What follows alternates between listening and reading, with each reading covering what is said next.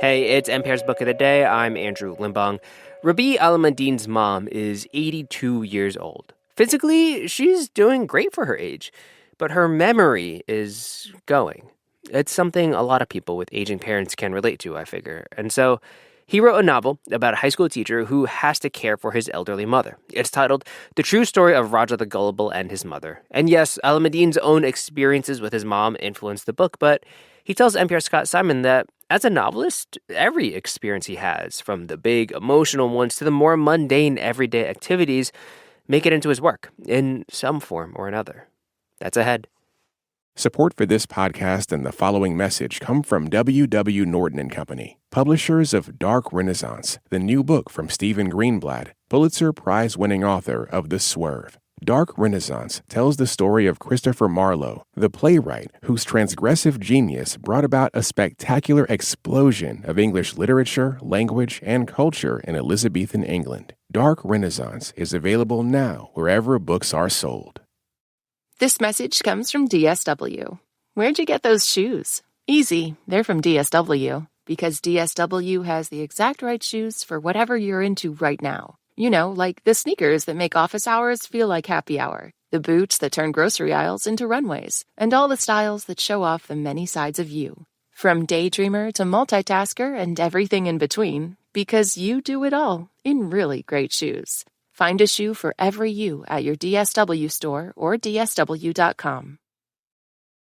Raja, who teaches philosophy to high schoolers, has lived through Beirut's civil wars and strife, a kidnapping, the banking collapse, COVID, and the great port explosion. But his most vexing test may be sharing his apartment with his 82-year-old sharp-tongued, dope-smoking, and utterly charming mother, Zalfa, of whom he writes that deciphering her was a feat that would surely have flummoxed Hercules, my mother, as the unthinkably impossible 13th task. The true story of Raja the Gullible and his mother is the new novel from Rabih Alameddine. He joins us in our studios. Thanks so much for being with us. Thank you so much for having me. Why does Raja call himself the Gullible, the imbecile, the neurotic clown, the dimwit? Self-deprecation, for the most part. Mm-hmm. It is how he sees himself. That's not to say that, he is not more than that, but it's how he sees himself. And he uses that as, shall we say, a defense mechanism, for lack of a better word, something that keeps him sane. And I have to ask you about a phrase that he and his mother bark back and forth. And we've got to be careful with it. You know what I'm talking about. But it's said with affection, isn't it? Yes, depending on the intonation, it could imply many, many things. But it is quite common and something that, yes, even my mother says to me. Your mother says that. Oh, yes. Let's try and set up that phrase, if you could tell us. Let's ask you to read something from the book so we understand the phrase. Okay. The first time it appears, the mother is speaking. You're in extreme middle age, she said. You're not allowed to be old. That would make me ancient. But you are ancient. Your mother. Her favorite expression, which always sounded off coming from her, even after years of hearing it. Anyone else saying it barely registered. But of course, my mother saying it to me was always strange. I shouldn't laugh, but that's hilarious. Oh, God, yes. Are you kidding? That's the whole point. You should laugh. Tell us about Zalfa's relationship with Madame Tawil. That's an interesting relationship. It's primarily an intimate relationship of two older women who found, at a late stage in life, a partner in crime. And that's Madame Tawil's... what do we say, vocation? It's funny because I said partner in crime, not thinking about it, but yes, it's a partner in crime. She's what we call a generator mafia don. She runs generators and she sells and distributes generators. And that is a booming business in Lebanon because there is absolutely no electricity. Mm-hmm. And she's one of the best at it. What do they find in each other? One of the things that was interesting to me about this book is the various, shall we say, loving relationships or the various intimacies in the book. Mm-hmm. I'm one of those who believes that we need different kinds of intimacies as humans. And one of the most important is somebody to listen to us no matter what we're talking about. And that is a biggie. And Raja, the main narrator, says at one point that he is his mother's confidant, but he's not sort of the complete confidant that she needs. She needs somebody who will listen to everything that she has to say. The way I look at it is, it's about seeing someone completely or close to completely. And that's what they found in each other. Whereas no matter what Raja and his mother, however close the relationship is, it's still never complete because it's a mother and son relationship. Mm. I have to ask, born in Amman to Lebanese Druze parents, I gather you grew up in Kuwait and Lebanon. How much of this is drawn from your own family life experience? Well, everything I've ever written is drawn from my family life and experience. It's not a direct reflection. Like the mother in the book is not much like my mother. However, sorry, it's quite emotional, but the reason the mother is such a big thing in that book is because of my mother and what she's going through right now. So, yes, that affects it and influences, but everything I do, everything I think about influences my novel. You know, I also played soccer for 50 years. Everything I do influences my writing. Were you a striker or a goalie? My primary position was on the bench, but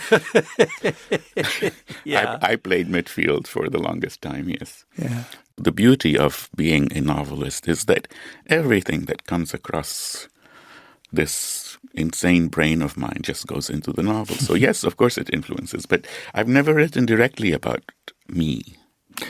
Your mother's going through a tough period now? Yes, my mother is 84, and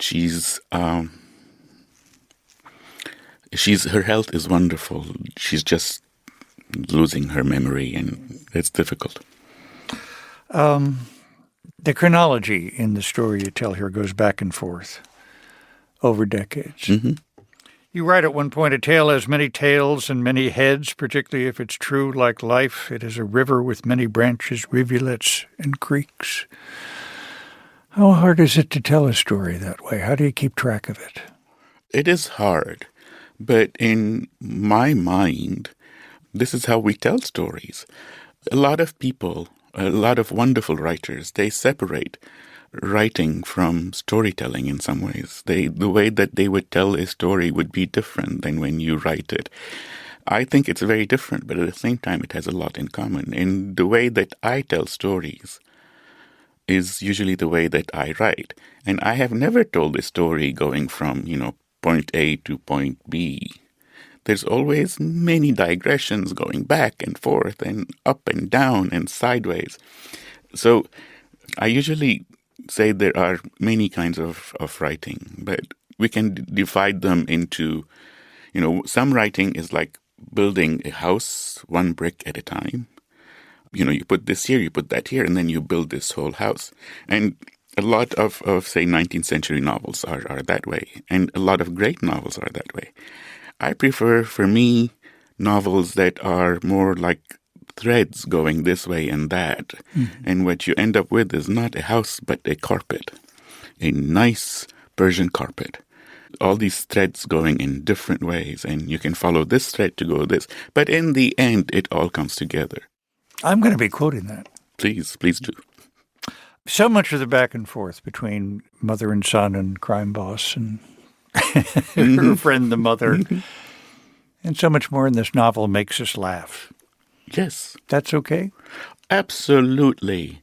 A lot of the trouble, I think, with the world is that we're too earnest. If we're unable to laugh at the world, to laugh at ourselves, it's a sad life. It's like, seriously, how can you look at what's happening in the world? How can I look at what's happening in Washington, D.C. as we speak? How do we deal with it if not just make fun of it and laugh about it? The world is silly. I think that we can reach more people through humor than we can through, I don't know what to call it, portentousness.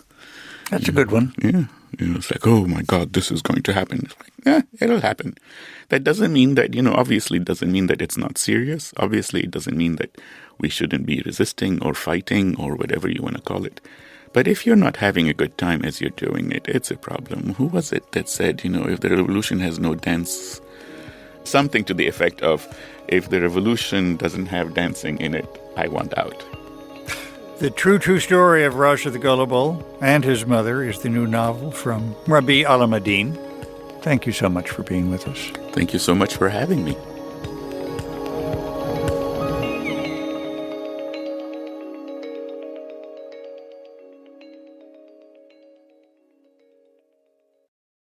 This message comes from Monday.com, the first work platform you'll love to use. Meet Monday Sidekick, your AI-powered work BFF that handles everything. Daily briefing? Done. Project owners? Assigned. Risk analysis? Ready when you are. Monday Sidekick understands your business, your workflow, even your passive-aggressive tone before lunch. Just say what you need and consider it done. Monday Sidekick, AI you'll love to use. Start your free trial at Monday.com. Support for this podcast and the following message come from Indeed. You just realized your business needed to hire someone yesterday. Indeed's Sponsored Jobs helps you stand out. According to Indeed data, sponsored jobs posted directly on Indeed have 45% more applications than non-sponsored jobs. Speed up your hiring right now with Indeed and get a $75 sponsored job credit to get your jobs more visibility at Indeed.com/NPR. Terms and conditions apply. Hiring? Indeed is all you need.